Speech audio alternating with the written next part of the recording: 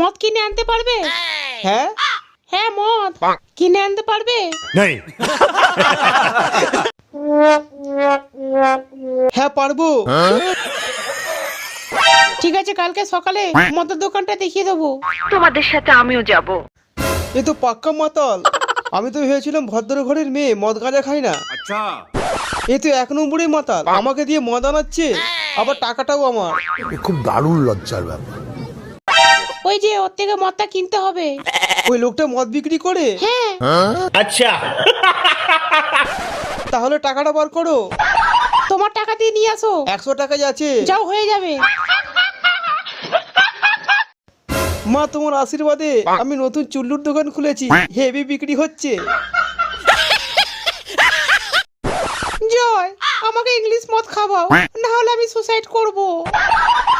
তাতে আমার বাল ছেঁড়া গেল। আরে দোকানটা তো বন্ধ করে দিয়েছি আমি। বলেন কি? আমি কি বলি বাবা, বাড়ির মধ্যে তো বিমলের প্যাকেট আছে, সেটাই এক প্যাকেট ছিঁড়ে খাইয়ে দে। ঠিক বলেছে। এসো মা, এক প্যাকেট বিমল খেয়ে নাও। না আমি খাবো না। সুটিয়ে লাল করে দাও। জয়, তাহলে তুই ওকে চুল্লুটাই খাইয়ে দে। না, চুলু খাবো না।